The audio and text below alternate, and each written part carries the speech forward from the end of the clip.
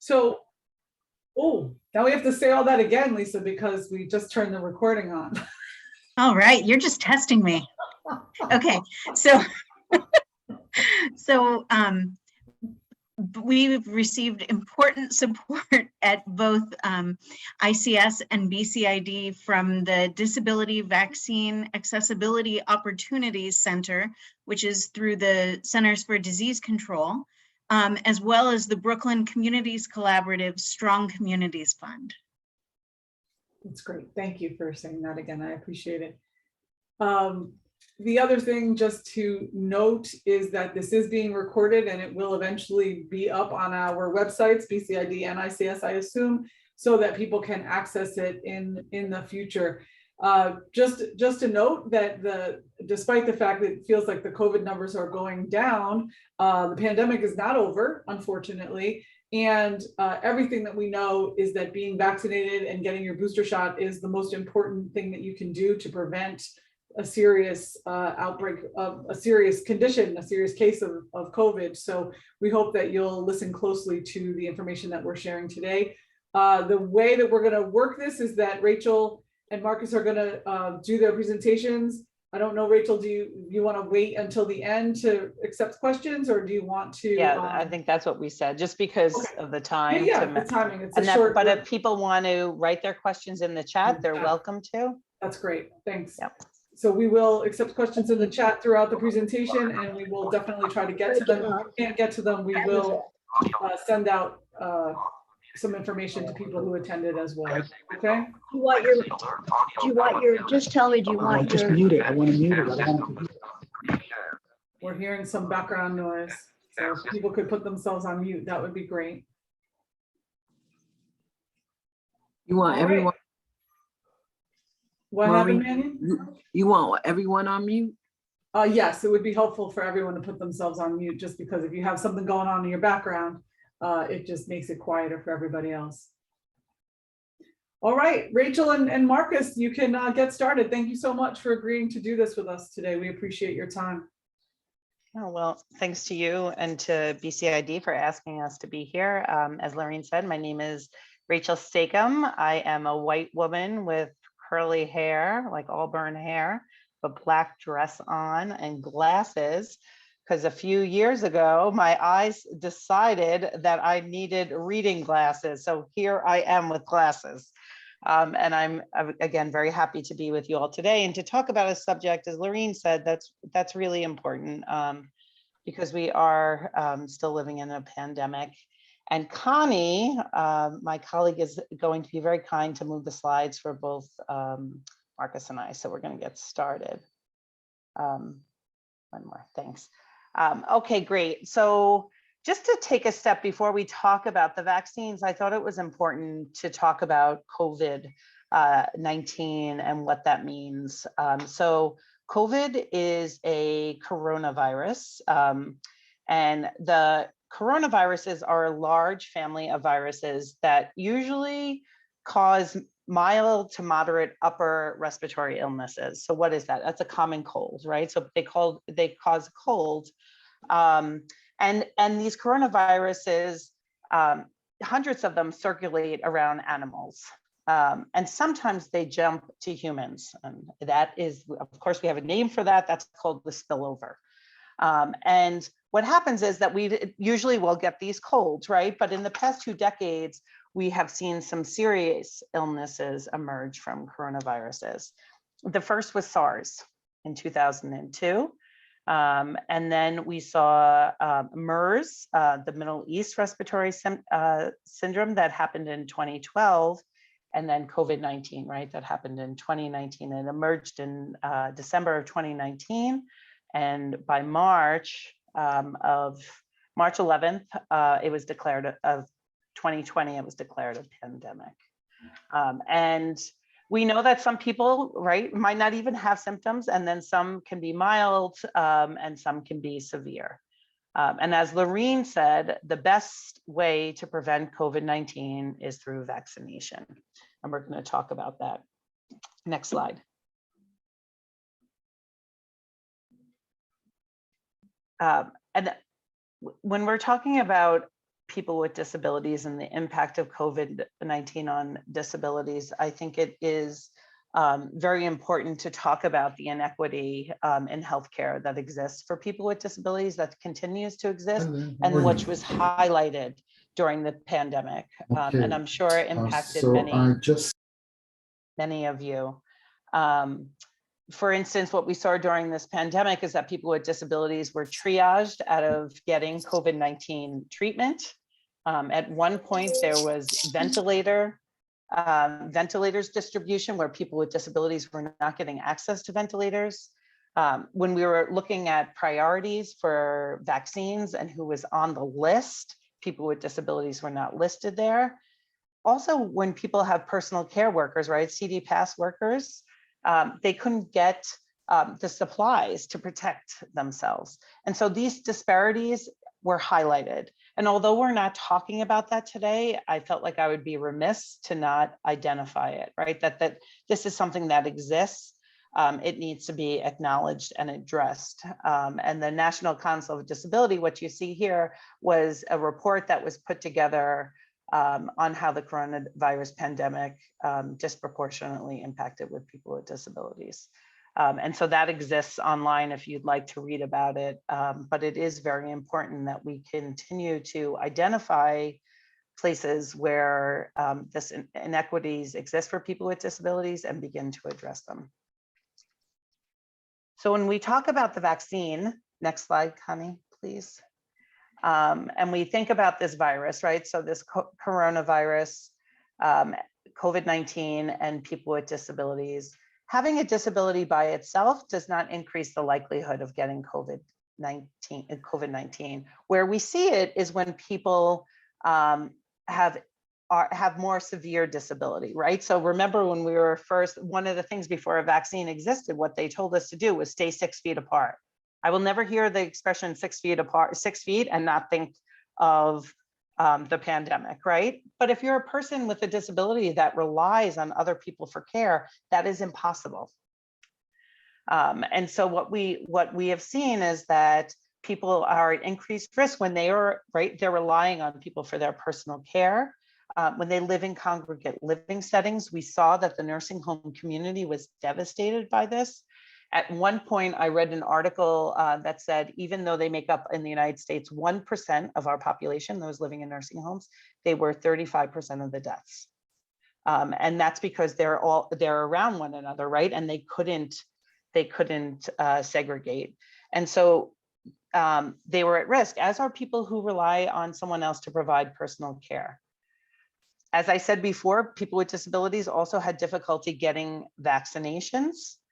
And then what is true as well is if you have underlying medical conditions like respiratory conditions such as COPD or diabetes, you are also at risk for this. And I'll talk about that a little bit more on the next slide. Right, so this is people with disabilities and people without disabilities, but who are living with chronic lung diseases like COPD, heart conditions, hypertension, diabetes, obesity, and those who have a weakened immune system. And that could be because something is going on in their bodies that's causing their immune system to be reduced, or it could be because they're on medication that reduces their immune system. So those people are at risk. What we know with people with disabilities is that adults with disabilities are 3 times more likely than adults to have heart disease, diabetes, cancer, and stroke. And so when you look at that, what does that mean? It means people with disabilities are disproportionately at risk for COVID, for severe COVID-19. Next slide. Okay. So what we're going to talk about today and what we're hoping to do is to talk through reasons why we know people might not get vaccinated. One of the most common ones is saying, well, this vaccine, I don't know if I can trust it. It came out really quick. I'm not sure how it's going to impact my disability. It might make it worse. And I would not want that to happen. People are very afraid of the side effects that they've heard. Short-term and long-term. I know I spoke to someone who said, you know, when I get vaccines, it can wipe me out, and I just can't do, I can't do that right now. I have too much going on. Previous trauma and reactions to vaccines, not trusting medical professionals based on prior experience or the history of the medical profession and the way it treated people with disabilities or certain ethnic groups, and also not including people without disabilities. So this is an ongoing issue with people with looking at trials, is that we're not capturing it. It's very hard in the healthcare system to identify people who live with a disability. So therefore we can't report on them. And they can't have data to say, okay, well, how did people with disabilities do? And so these are all very common reasons to say, should I do this? And we're going to talk through many of these today. So first, just starting with side effects for vaccines. Side effects are normal, and many people, we don't remember when we get vaccinated as a child, but if we have children, we might remember that the pediatrician said, well, watch, low-grade fevers are normal, right? And so what's happened in vaccines is that a form of the virus, not live often, sometimes live, but not live, a form or a piece of the protein of the virus is presented to the body so that the immune system can recognize it and learn to fight it. So because the immune system is kind of kicking into action, we will see things like a fever, right? A fever is actually protective. We don't want it to go too high, but it's our body's way of trying to cook the bacteria, right? We cook our meat, the body is trying to up the temperature to kill the virus. And so seeing these things like fever, having fever or chills, or some nausea or tiredness can be totally normal. Whenever we get a vaccine, seeing in that site where you got it, having some redness or swelling is very, very common as well. And again, it is because the body is learning to protect itself. And the side effects should go away after a few days. If people have a condition like MS, they might see a flare-up of previous symptoms come. They should go away. They should go away in a few days. Sometimes with people, sometimes it might take longer, but this is a great conversation to have with your provider who knows you. So going back to your doctor and saying, what do you think?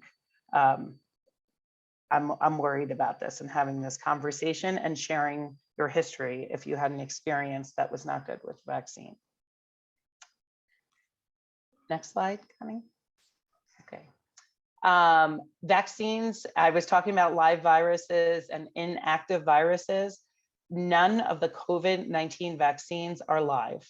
So they cannot give you, it is impossible for them to give you COVID-19. They can't make you sick. It's just all three that are approved are not a live virus. Next slide. Vaccines don't work. People are still getting sick. The truth is people can still get the virus, right? And that, you know, if we think of the flu, we can get a vaccine and still get the flu. With COVID-19, we could have what we call a breakthrough infection, but usually those symptoms are mild. The vaccines, if you're able to boost an immune response, the vaccine will help you not get as sick as you would have were you not vaccinated. And in fact, the data that's out there, where you look at people in the hospital, it's approximately 95% of people have not been fully vaccinated. And what does fully vaccinated mean? Fully vaccinated means if you had an mRNA vaccine, which is Pfizer or Moderna, you have had 2 shots. And if you've had J&J, you have had 1. That is called fully vaccinated. And there are boosters available, but fully vaccinated is when you get the baseline, you get the 2 mRNAs, or you get the 1 Johnson & Johnson. Okay, next slide. There is a myth believing I don't need the vaccine, I've already had COVID. You can get COVID more than once, unfortunately. And the data is showing that the vaccine is doing a better job in protecting people against COVID-19 than natural immunity. And we know from the Omicron variant that people have gotten COVID twice. So we do know that there is breakthrough with vaccinations, but that the vaccines are your best chance of preventing severe COVID, right? Which means is preventing hospitalizations and preventing deaths. Next slide. The vaccine came out quickly, right? We found out and we found out about the COVID and the vaccine came out in March of 2021. And it felt quick, but in reality, they were being developed for a very long time. Going back to my first slide, when I was talking about the coronavirus, the first, at the second, the Middle Eastern Respiratory Syndrome is when mRNA started being developed and tested, because we said coronaviruses exist, right? And so they were being looked at and developed and tested in clinical trials. They were being looked at for HIV. So they were not created from scratch. They were being worked on. And so they went through the same safety steps when they were running the trials, but they were produced quickly. So what happened is it cut through a lot of red tape, right? The government approved it quicker than they would have normally. And they also, people worked together. So the researchers, the manufacturers, the distributors all pulled together so that these vaccines could get out quickly to people and save lives. Next slide. Another thing, unfortunately, that we have seen during this pandemic is that the historical and current experiences of racism and discrimination are contributing to the mistrust. So we are seeing that people of color have higher rates. There are higher rates of Black and African Americans, Hispanic, Latinos, American Indians, Alaska Native persons who have been hospitalized, and higher rates of deaths compared to non-Hispanic whites. A lot of this is because of the historical, as I said, the historical experience. And so what you have seen is our communities come together to try to support people of color. And so there are many independent groups, including those led by doctors of color, such as the National Medical Association, that have looked at the data independently and come forward and said, we believe that vaccines work and that they are safe, and that 96% of doctors are fully vaccinated. So that should tell you something, right? Because their actions are also saying that they believe it's safe. And I think, again, here, what we're seeing, I talked about this for people with disabilities, but this is another stark example of enduring health disparities that need to be addressed. Next slide. Again, I think it's so much on the TV, what we hear some misinformation. Saying that politicians don't think they work. But then again, what we see is that 46 out of 50 Republican senators have been vaccinated, and that politicians on both sides of the aisle have been vaccinated. So if they're saying this, but then they're doing something different. So really make sure that you are getting good information. The CDC is a wonderful site to go to get up-to-date data on how the vaccines are doing, and also talk to your clinical team, right? Your physicians. So lastly, just to say, we're talking about the vaccines, but there are some people who still might not be able to protect an immune response, right? So we want to make sure that no matter what, if you are at risk, you are protecting yourself.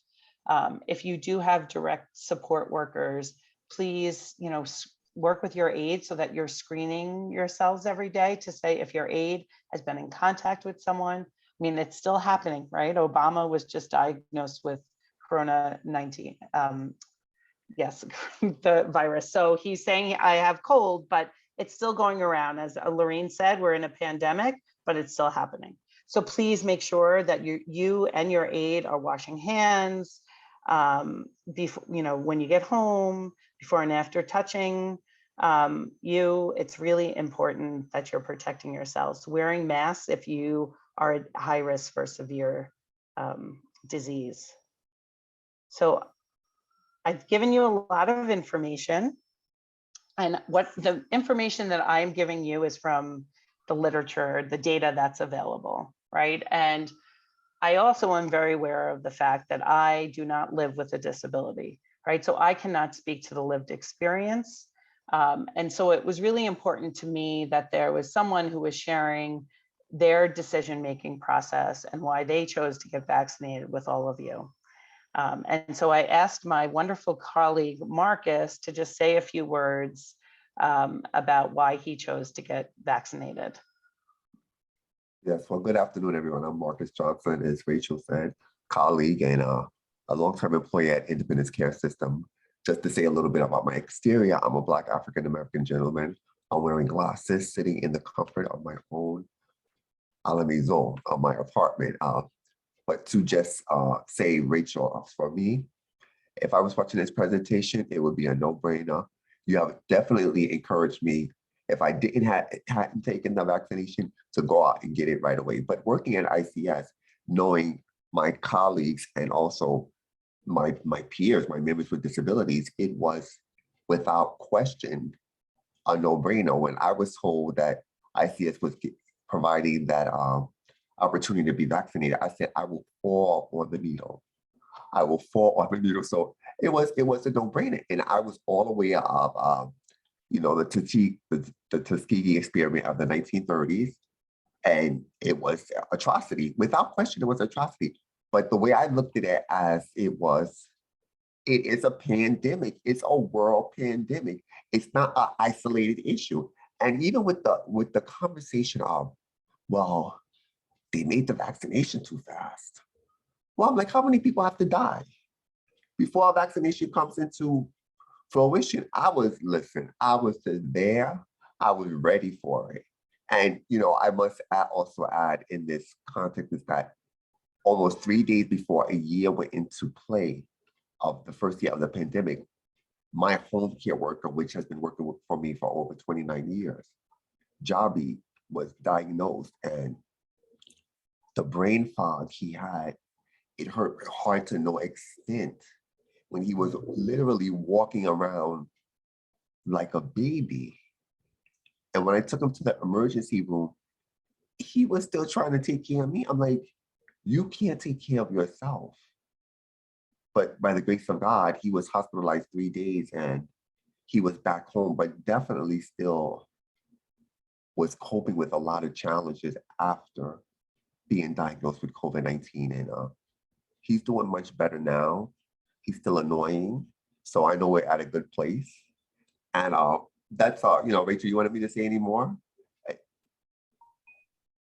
No, that's great, Marcus. I just wanted to, for you to share your experience. I appreciate that. Thank you. And you know what? I just want to point out, medication becomes available because of clinical trials, right? So that's called the phase 3 clinical trial. That's the last step in the research process that makes it available. This has been the largest clinical trial to date. Millions and millions of people have been vaccinated. And so what we see is that they largely, do well. Not that there aren't some exceptions to that, but I want we need to focus on that, people say 80-20, focus on the 80%, and people do really well with these vaccines. So thank you, Marcus. I appreciate it. I'll turn it over to you. All right, so I'm going into my section. As Lorraine said, this is my side hustle. Many people don't know I'm a licensed mental health counselor, and I was definitely appreciative when Lorraine asked me to be part of this presentation. So we can go into my part, Connie. Are we here already? There we go.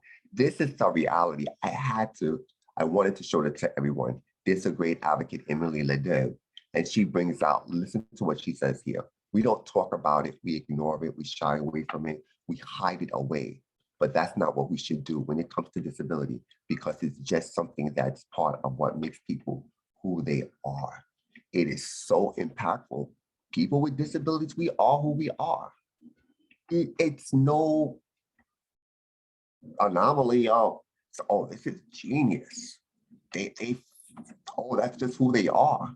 We are who we are. And the fact that this has to be expressed in this time, it's so sad. And that's why it's no surprise that people with disabilities continue to be disenfranchised and marginalized, because the world continues to choose to not see that we exist. So true. We are here to stay. We are going nowhere. And if God blesses you with the ability to live to a long age, you'll be rolling alongside me. Let's go to the next one, Connie. So true. Let's look at this for a minute. You see, it's 1 in 4 adults to 61 million have a disability. The number doesn't lie. 1 in 4. Rachael had brought up the issue, this concern of the number of people with disabilities. So it's just great to realize that we're 1 billion and counting. So join a party.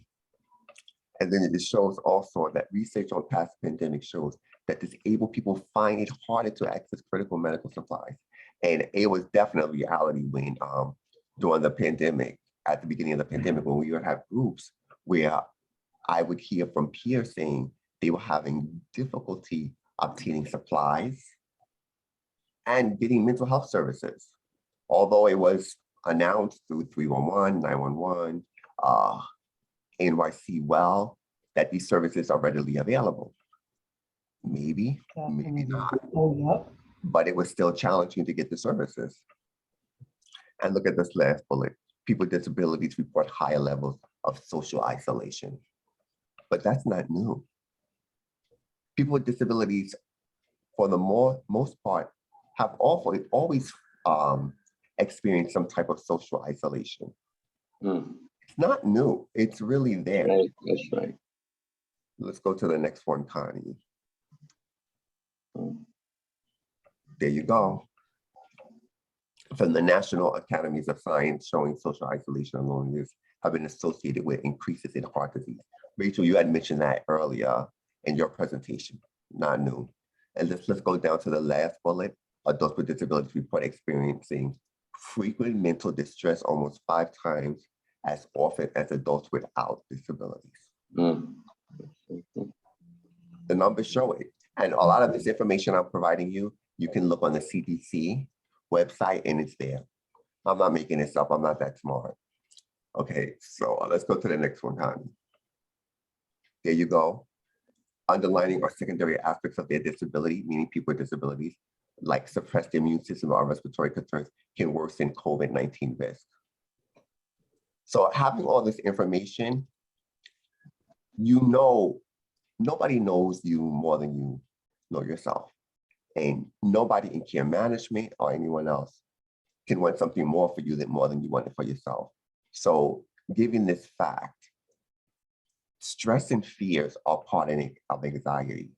And anxiety it's not always a bad thing. Some people work better under stress.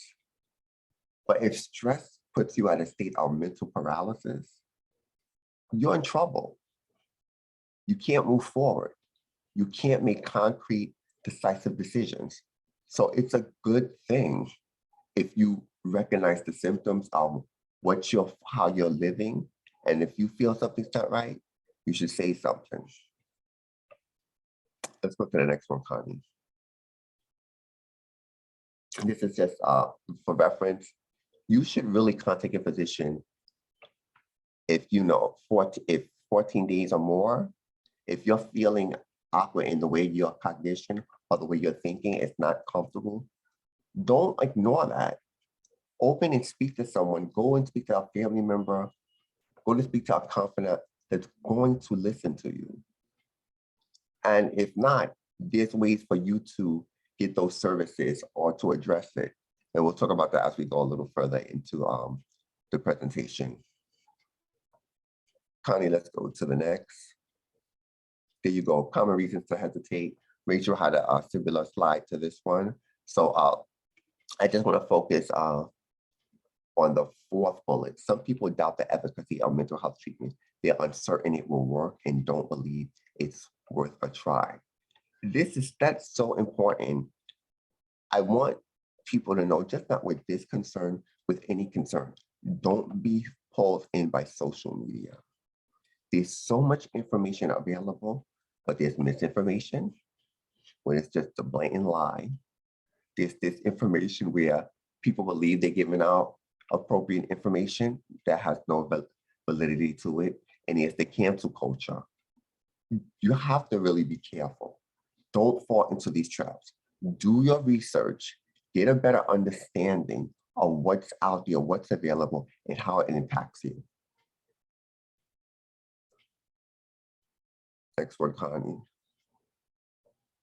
There you go. People forego mental treatment because they're misinformed. I just spoke about that. And we know, and if you don't know, you should know, of all the disabilities out there, mental health has the largest stigma. And people don't want to be phrased or looked at as being weak-minded, lack of better terminology, crazy. So disclosing, I'm not telling you have to tell everybody and scream it out at the top of your lungs, but definitely realize if there's something not right where you feel uncomfortable, to speak on it, contact your physician and do something about it. Connie. There you go. Not sure if you or someone you know is living with a mental health problem. Let's look at what's the signs. Eating or sleeping too much. I'm not talking about your regular Haagen-Dazs on a Friday. If you are gorging many times a week, there may be an issue. Pulling away from people and regular activities, having low or no energy, feeling numb, nothing matters, so you lose concern, unexplained aches and pains, other than you just being lazy, or not doing anything in your day, which became very easy during the pandemic, and feeling helpless or hopeless, which is a really big one. Next one, Connie. This is continued early warning signs. Smoking and drinking or using other drugs, other than your recreational, feeling confused or forgetful, yelling and fighting, inappropriately friends and family, mood swings, hearing voices, which are delusions, faulty perceptions, which are faulty visuals, thinking or harming yourself, inability to perform life as you normally did or normally do. These are all warning signs. So something may not be working upstairs. Next one, Connie. Let's talk about what is mental wellness. It's the key component to establishing and maintaining a healthy lifestyle. Because a lot of times you'll hear mental illness. In the mental health world, we're really moving away from the word of mental illness. You're not ill. I individualize coping with mental health concerns. They're not ill. There's mental health concerns that should be addressed, and you want to work towards moving to a mental wellness, a way of living and coping with life that meets your needs. Okay, so let's look at mental health in that way. Okay, Connie, next one. Positive mental health. What does positive mental health allow people to do? Realize your full potential, cope with the stresses in your life.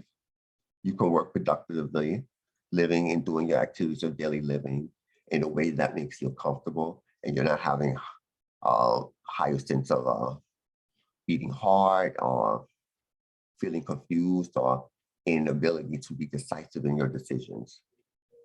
And you can also contribute to the community. Next one, Connie, okay. To maintain your positive health. Let's talk about that for a minute. Continue to get out there and speak with others. As I mentioned earlier, professional help if you feel you need it. Getting a little more physical activity in your life, which you can. Physical activity for me can just be leaning to the side in my wheelchair. At least I'm doing something. Make sure you get enough sleep and look to develop more coping skills. You may ask, what is coping skills? Coping skills are different for everyone. It could be taking a moment of your time, turn off all social media, take a few deep breaths, watch something a little more educational than Housewives of Atlanta, Love and Hip Hop.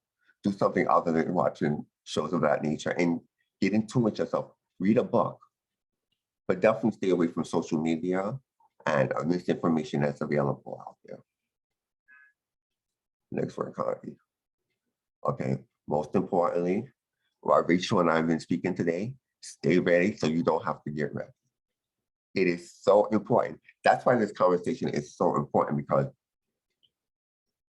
many people with disabilities, they're seeing their primary doctor or their rehab doctor. Start to ask the question, if you were to ask for mental health services, does the facility you seek or go to have them readily available for people with physical disabilities? Can you get into that facility to be seen? And then there you go. And how good is the treatment and the resources? Because you may have to ask the physician, if the facility is not or does not have what you need, ask them for, so what other facilities are out there that you can be referred to seek mental health services? A lot of people with disabilities don't ask that question. It is so important that you ask that question of your physician or your podiatrist or whoever you see for your mental for your health services, as far as mental health services are concerned. Because if you cannot get into the facility, you cannot be seen. And so there again in green, stay ready so you don't have to get ready. It's so important to do so. Next one, Connie. And these are just resources to crisis that if you click onto them or ask us for the resources, they'll just tell you ways of accessing emergency mental health services, like calling 311, NYC Well, that is part of New York City Gov. And these sites will provide you information on ways to accessing mental health services, whether acutely, which would you need it immediately, or if you need them in the future. That's all for me, everyone. Thank you. Thank you so much, Rachel and Marcus. That was so very clear, and I appreciated the personal nature of your presentation, Marcus, and calling out those of us who are watching in the Housewives of Atlanta.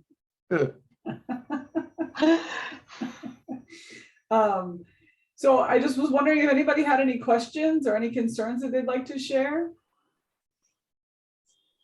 You can put your questions in the chat if you don't feel comfortable talking about your situation.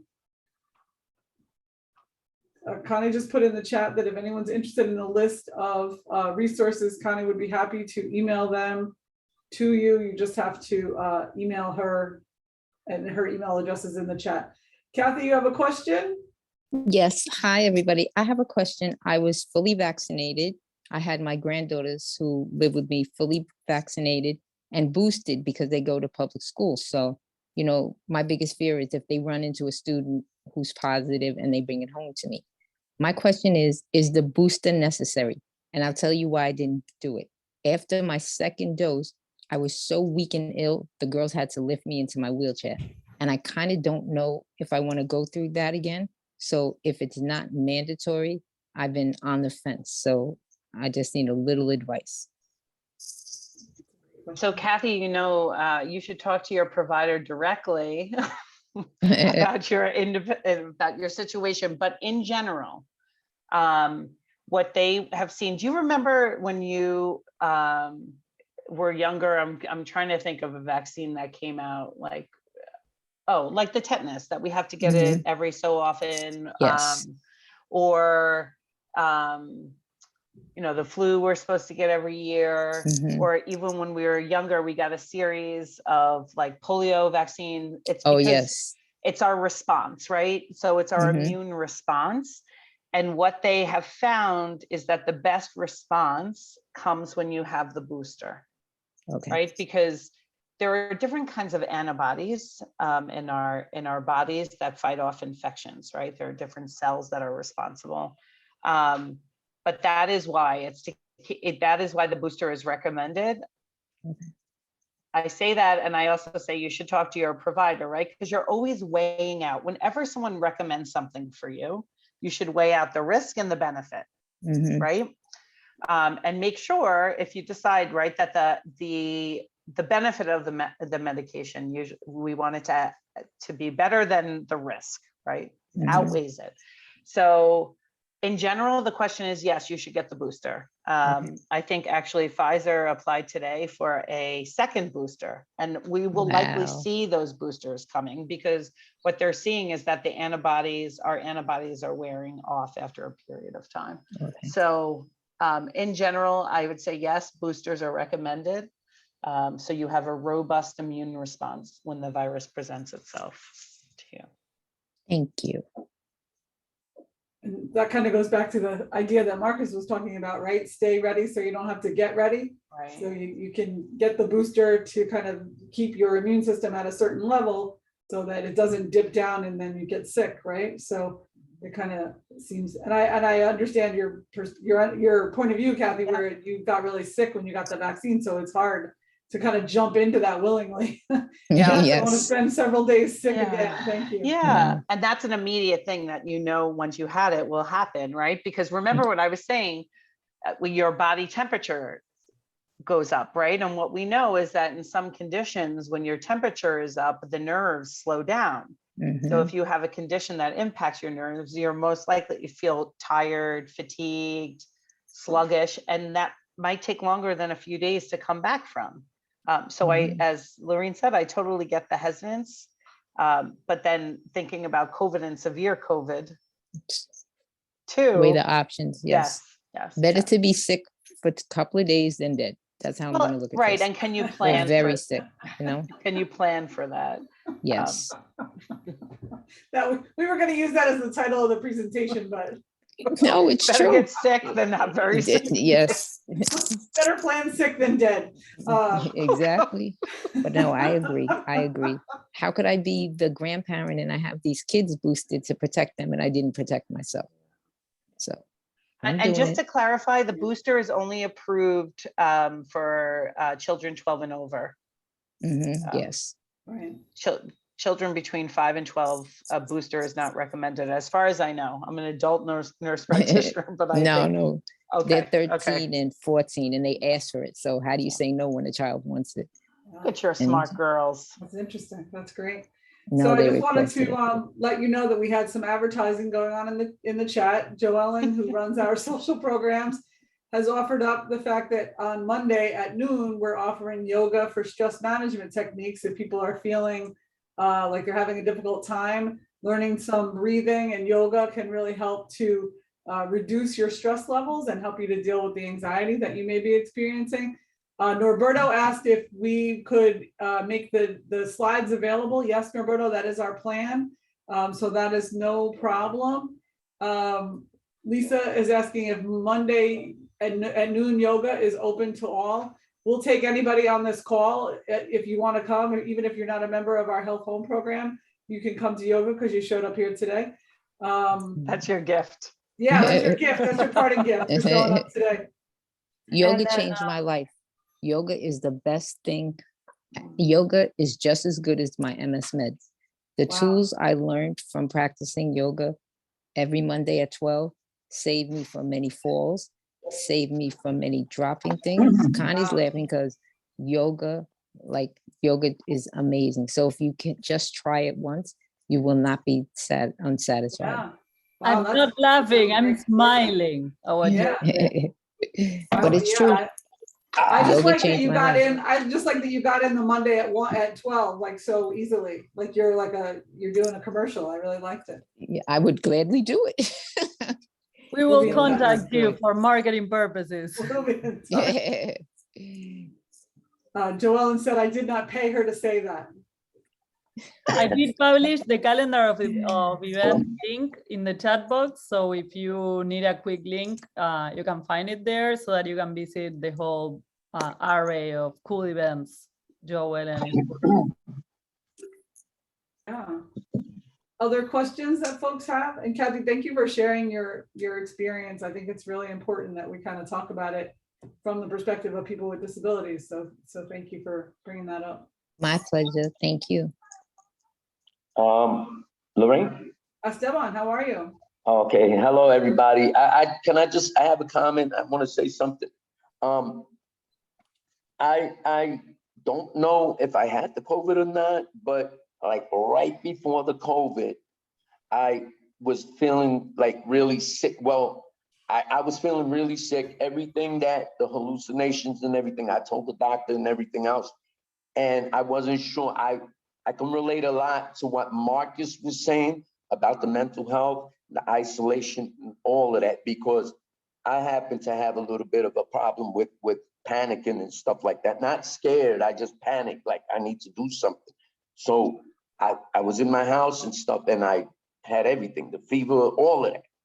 But I didn't speak to my doctor yet. My doctor called me and told me and Nancy, do not go to the emergency room because there's a thing going on. And I didn't even know it. I was in my house by myself. I didn't go to the store, nothing. I was so paranoid, right? That I didn't know what to do. Finally, thanks to Catherine, I went and got vaccinated, and I got the booster shot somewhere else. So the mental health issue, the mental health and the coronavirus was really so, and thank God I was in contact with people at ICS, because I just stood in my house and I just was lying in the bed. I thought I was gonna die, really, but I made it. And I just want to let you know that Marcus did a good presentation, very, very good, because a lot of the things that he said, I was afraid to even speak to anybody about it. I'm a type of person that if I get sick, I stay home, I handle it myself, and hopefully I'll be all right, But this is very important, what's going on here. And I really appreciate, and I can relate to a lot of the stuff that Marcus is saying. Thank you very much, everybody, for listening. Thanks, Marcus. More than welcome. Yeah, and and you speak on that, Esteban, it was so true. A big thing that was not discussed was, I can't tell you the amount of our peers with disabilities were scared to even be diagnosed with the virus because they were scared they would not get home care services. Yeah. And there's a few cases that I know of that it was where our peers with disabilities could not be serviced and had to be hospitalized just because they were diagnosed. It wasn't that they were sick in the sense that they needed to be hospitalized. It was the fact that they were not able to get home care services to come into their home. Right. Provide service. And, it was an added factor. A lot of times, like when I would go to the hospital, if I fell out my chair or I got cut or something like that, I always felt like I was always being left behind or left in a corner somewhere. And, they look at me like I'm homeless or I'm not important, something like that. But this time with the coronavirus, I was really scared because I'm like, where the hell am I gonna go?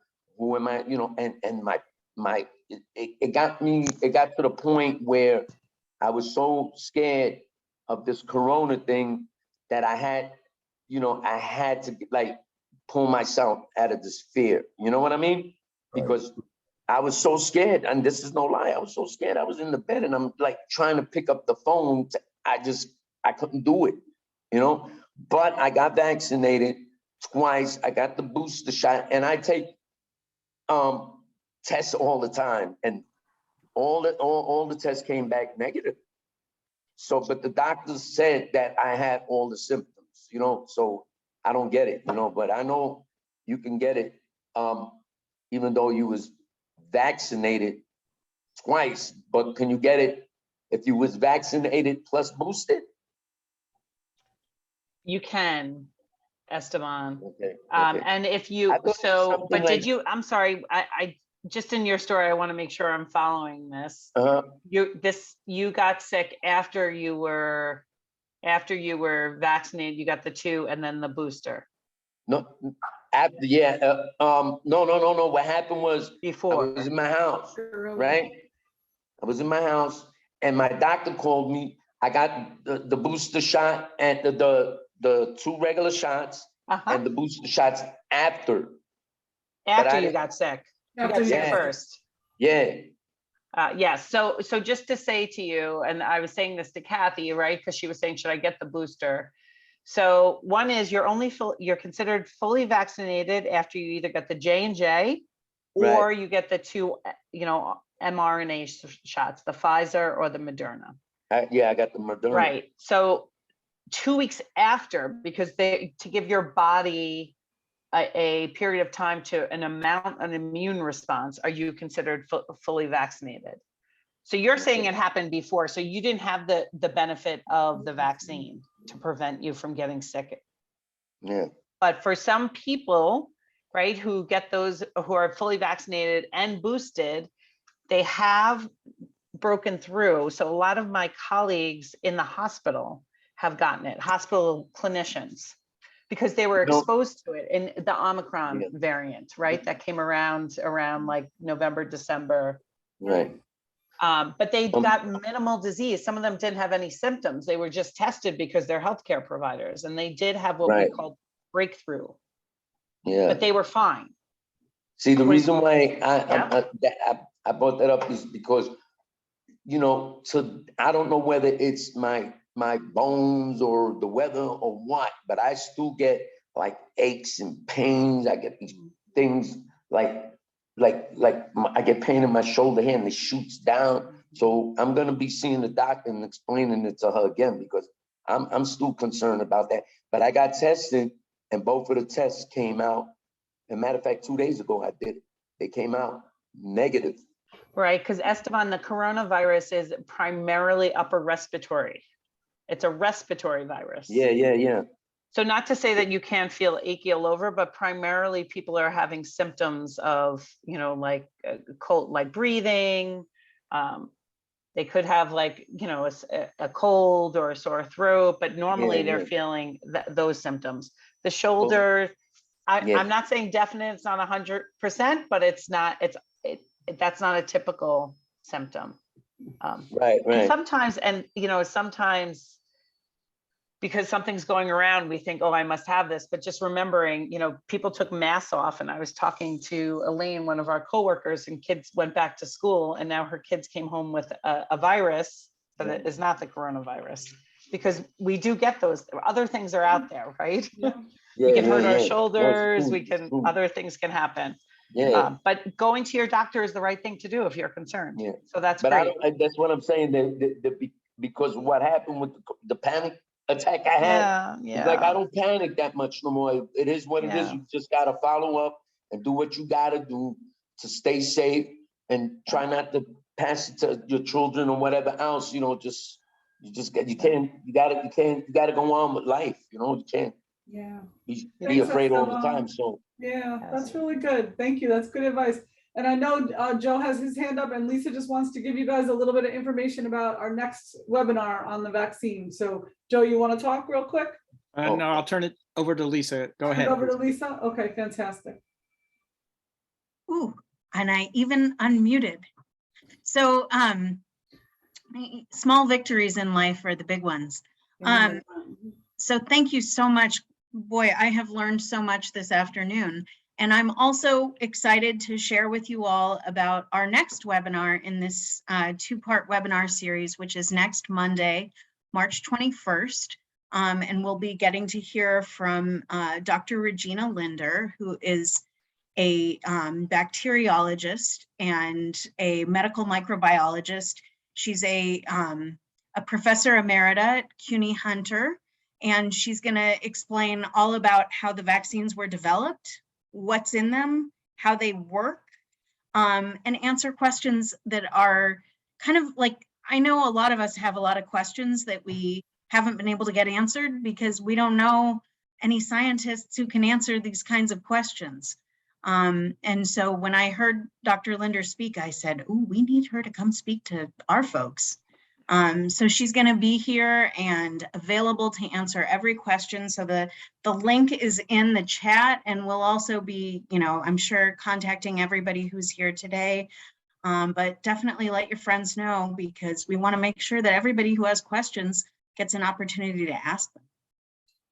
So thank you. Someone asked about whether you get the Zoom link. So when you register, at the end, there's a response, and it actually has the Zoom link in it. We'll also send you an email that reminds you, but you can just copy that and you'll be ready to go next Monday at 2 p.m. We hope you all will come to that one as well. Marcus and Rachel, thank you so much. This was really helpful and very informative and very clear in a really nice way. So, and Kathy and Esteban, I'd like to thank you for sharing your personal experiences, which I think are really quite typical of what we've been hearing from our members. So thank you for that as well. Imani, do you have a question or were you cheering? I couldn't tell. No, I was just, hi everyone. Sorry about that. Yeah, Marcus, I can't get right. I play a lot. But no, I was just clapping. I'm fully vaccinated. But I tell everybody to, if I see somebody sneezing or coughing, I'll be like, back up. But I put my mask on though. Yes. So funny. Thank you guys. So we have to run, but thank you again, and we'll send out the materials. And for those of you whose job it is to share information with people, please share this as widely as possible. And we hope to see you next Monday at our next webinar. Thank you again. We'll see you soon. You're welcome. Bye, everyone. Bye. Thank Thank you, Connie, you. for all your help. Bye, guys. Thank Bye. you, interpreters. We appreciate you.